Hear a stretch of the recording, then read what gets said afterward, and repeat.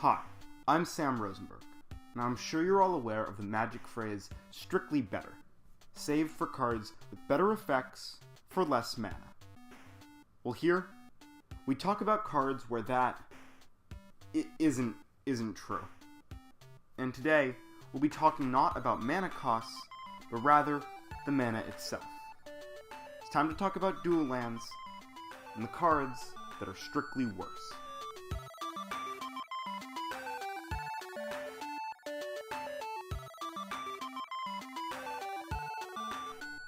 OG duels are the epitome of lands in Magic.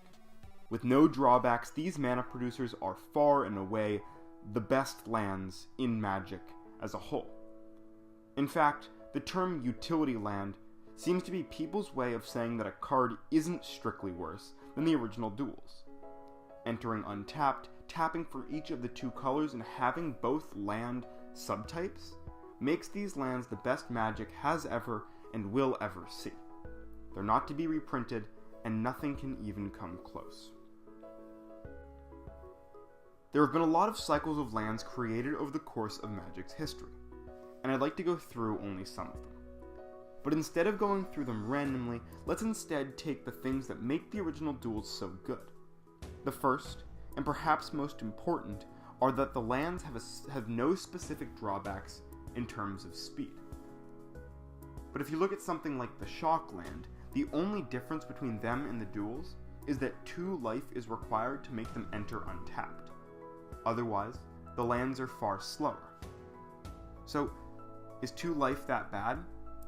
In some formats like Commander, you just won't care. But it is something.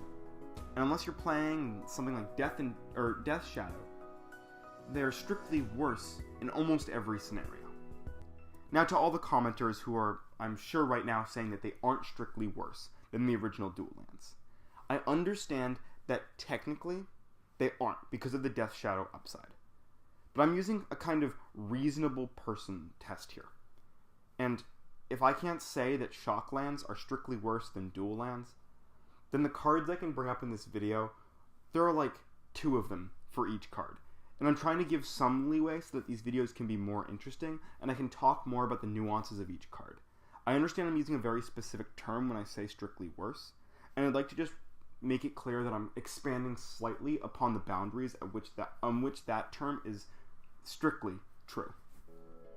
Now the second and more commonly affected rule is the removal of the land types from lands, and thus they aren't accessible via fetches, via something like Wood Elves, via any of those types of effects. Wizards, however, has never printed direct copies of the original duels without the basic land types, and thus it's impossible to draw a strictly worse one-to-one comparison in terms of a cycle like that. Instead, what we get is a combination of the 2 drawbacks, a combination of speed and lacking the basic land subtypes.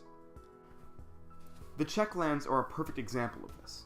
These lands enter in untapped unless you control a land with either land type that produces the color of mana they produce. So a blue-white land would need an island or a plains.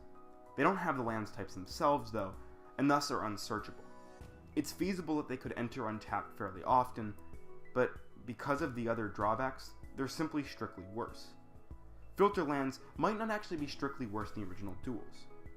On turn 1, say, if you have a card like Simian's Spirit Guide, then you can get 2 green in a green-red deck, which is minimal. And again, reasonable person test, probably enough to make it strictly worse. It's worse.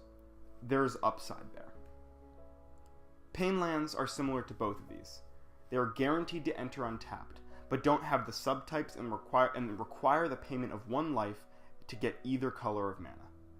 Good in Death Shadow, kind of, but generally much worse than the original duels. Then there are the lands that are printed in Battle Bond, the Bond lands, conditionally behaving as dual lands, but again are unsearchable. Same with the Scars/Kaladesh Fast lands, the Shadows over Innistrad Reveal lands, and frankly, many more. Then there are the utility lands. These are generally worse than the original duels, but aren't strictly worse.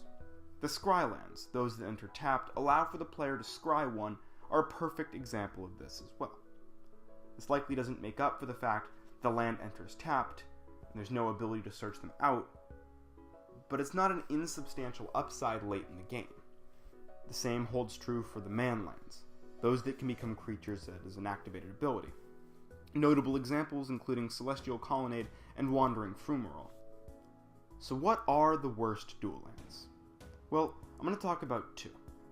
The first are the basic lands. The basic lands aren't bad, but they are strictly worse than the dual lands. Again, there's a caveat here. Against Price of Knowledge or a Strip Mine, technically slightly better. But frankly, it's just so minimal. Now finally, we have something that truly is strictly worse. I can't come up with a scenario in which you'd want these over the original duels. And those are the Enters Tapped lands. Take everything that's good about the original duels. The fact that they have both land subtypes. They enter untapped. And just remove them. They tap for 2 colors, yes, but they're just lands, not searchable, and they enter tapped. No questions asked every time.